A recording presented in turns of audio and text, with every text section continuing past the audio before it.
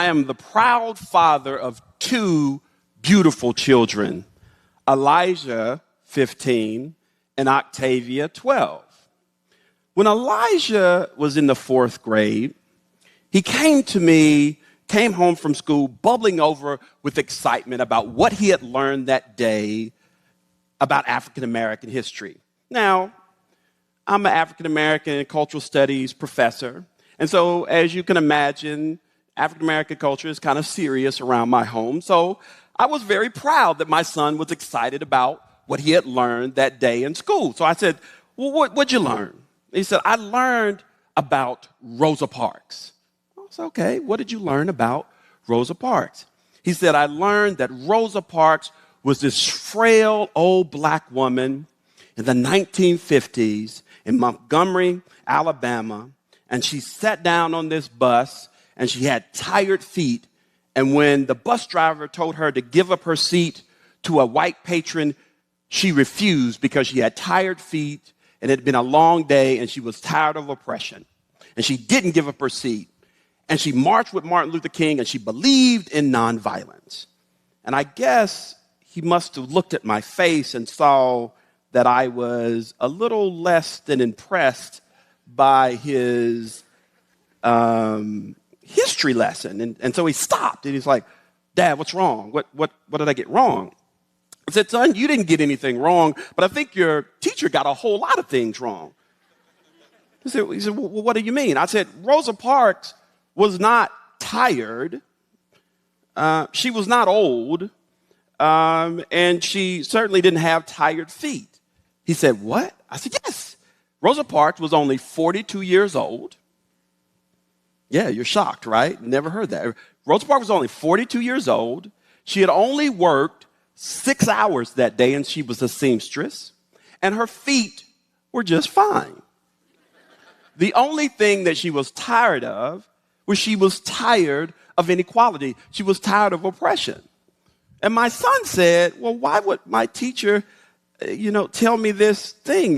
This is confusing for me, because he loved this teacher, and she was a good teacher, a youngish, 20-something white woman, really, really smart, pushed him. So I liked her as well, but he was confused. Why would she tell me this? He said, Dad, tell me more about Rosa Parks. And I said, son, I'll do you one better. He was like, what? I said, I'm going to buy her autobiography and I'm going to let you read it yourself.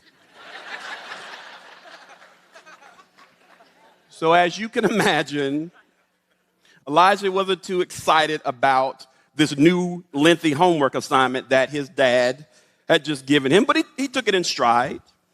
And he came back after he had read it, and he was excited about what he had learned. He said, Dad, not only was Rosa Parks not initially into nonviolence, she said, but Rosa Parks' grandfather, who basically raised her and was light enough to pass as white, used to walk around town with his gun in his holster, and people knew that if you messed with Mr. Parks' children or grandchildren, he would put a cap in your proverbial bottom. Right? He was not someone to mess with. And he said, I also learned that Rosa Parks married a man in Raymond who was a lot like her grandfather.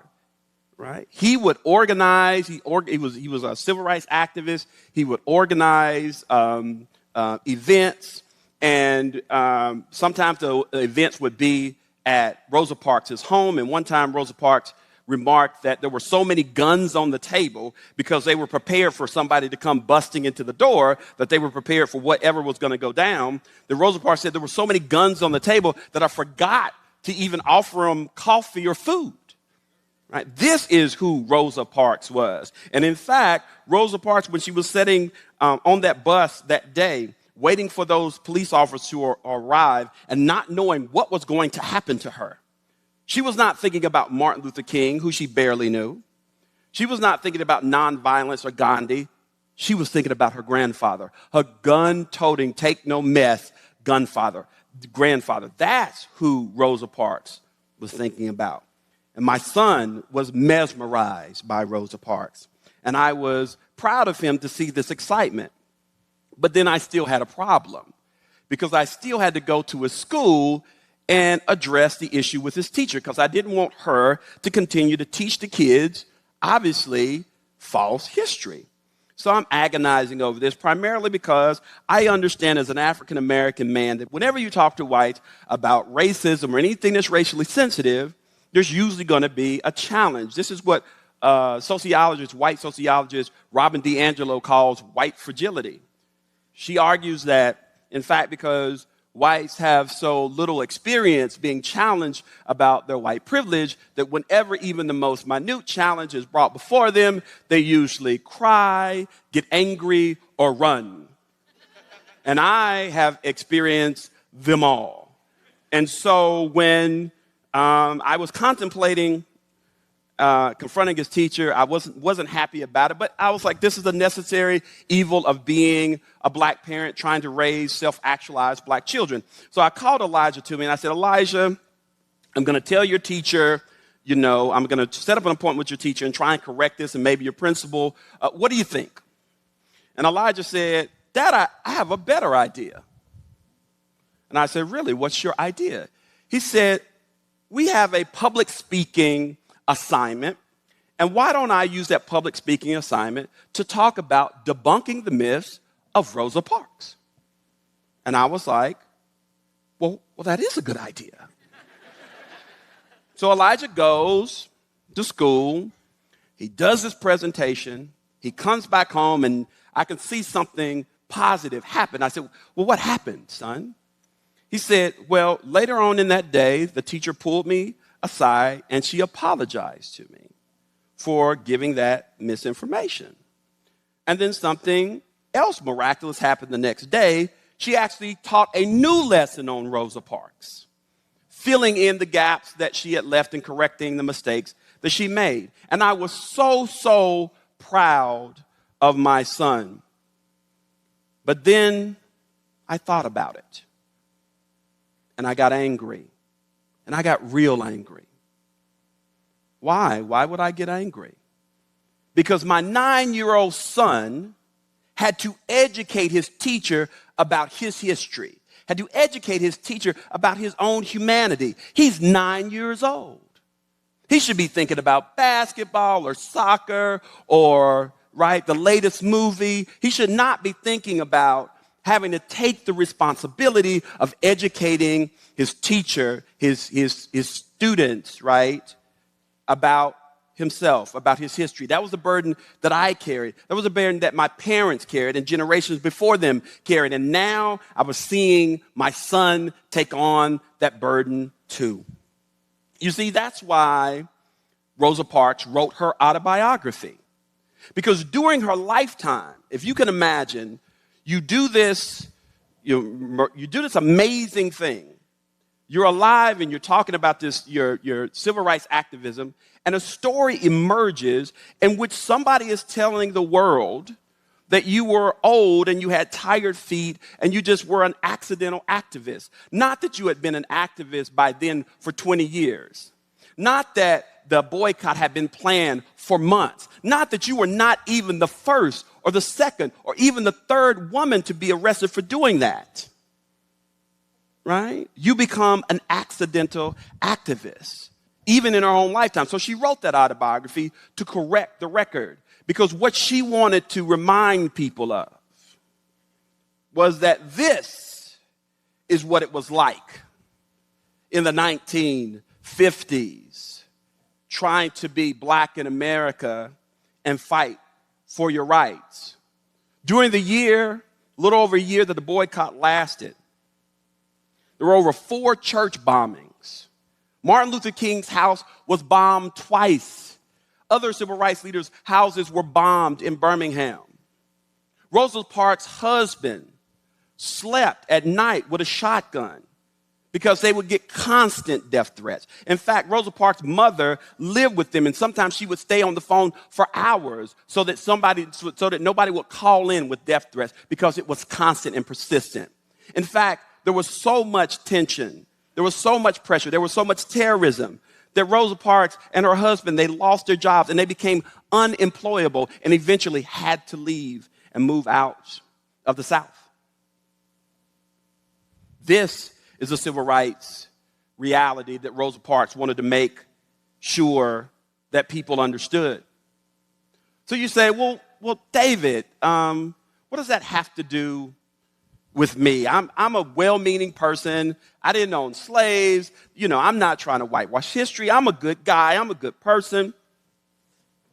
Let me tell you what it has to do with you, and I'll tell it to you by telling you a story about a professor of mine, white professor, when I was in graduate school, who was brilliant individual. We'll call him Fred.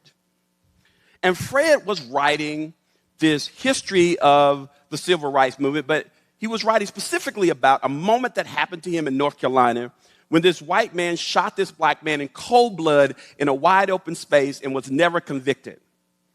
And so it was this great book, and he called together a couple of his professor friends, and he called me to read a draft of it before final submission. And I was flattered that he called me. I was only a graduate student then, and I was kind of feeling myself a little bit. I was okay, yeah. I'm sitting around amongst intellectuals, and I read the draft of the book. And there's a moment in the book that struck me as being deeply problematic. And so I said, Fred, as we were sitting around talking about this draft, I said, Fred, I got a real problem with this moment that you talk about your maid in your book. And he said, I could see Fred get a little, got a little up, he's got a little tight, as we say. And he said, what do you mean? That's a great story. It happened just like I said. I said, can I give you another scenario? Now, what's the story? It was 1968. Martin Luther King had just been assassinated. His maid, domestic, we'll call her Maybelle, was in the kitchen. Little Fred is 8 years old. Little Fred comes into the kitchen. And Maybelle, who he's only seen as smiling and helpful and happy, is bent over the sink, and she's crying. And she's sobbing inconsolably. And little Fred comes over to her and says, Maybelle, what is wrong? And Maybelle turns and she says, they killed him. They killed our leader. They killed Martin Luther King. He's dead. They are monsters. And little Fred says, it'll be okay, Maybelle. It'll be okay. It'll be okay. And she looked at him. She says, no, it's not going to be okay. Did you not hear what I just said? They killed Martin Luther King. And Fred, son of a preacher, he looks up at Maybelle and he says, but Maybelle, didn't Jesus die on the cross for our sins? Wasn't that a good outcome? Maybe this will be a good outcome. Maybe the death of Martin Luther King will lead to a good outcome. And as Fred tells the story, he says that Maybelle put her hand over her mouth. She reached down and she gave little Fred a hug. And then she reached into the icebox and took out a couple Pepsis, gave him some Pepsis, and sent him on his way to play with his siblings.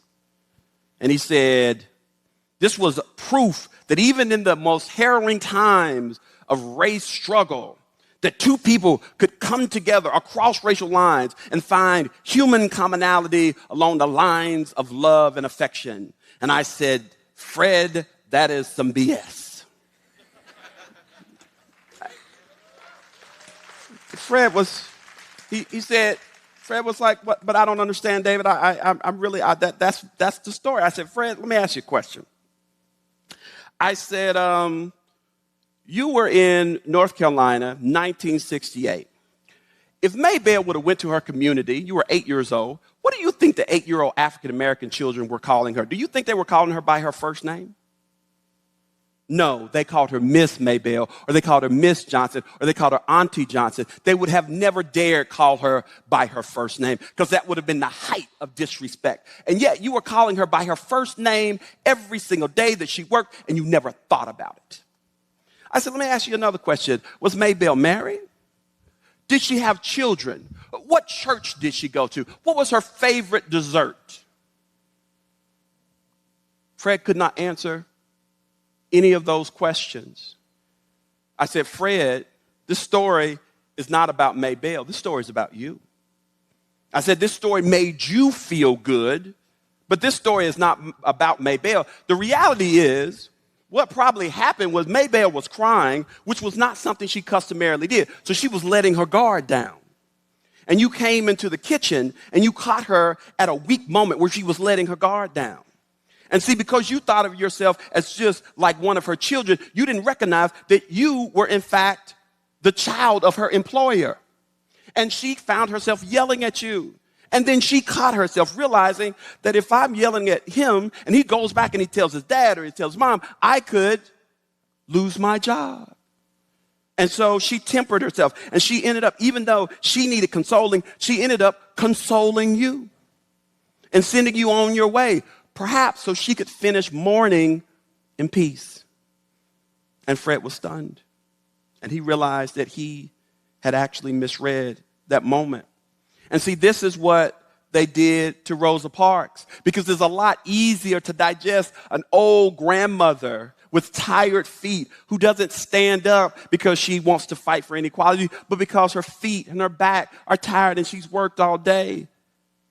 See, old grandmothers are not scary, but young, radical black women who don't take any stuff from anybody are very scary, who stand up to power and are willing to die for that. Those are not the kind of people that make us comfortable. So you say, what do you want me to do, David? I don't know what to do. Well, what I would say to you is, there was a time in which if you were Jewish, you were not white. If you were Italian, you were not white. If you were Irish, you were not white in this country. It took a while before the Irish, the Jews, and the Italians became white, right? There was a time in which you were othered, when you were the people on the outside. Toni Morrison said, if in order for you to be tall, I have to be on my knees, you have a serious problem. She says, white America has a serious, serious problem. To be honest, I don't know if race relations will improve in America. But I know that if they will improve, we have to take these challenges on head on. The future of my children depend on it. The future of my children's children depends on it. And whether you know it or not, the future of your children and your children's children depends on it too. Thank you.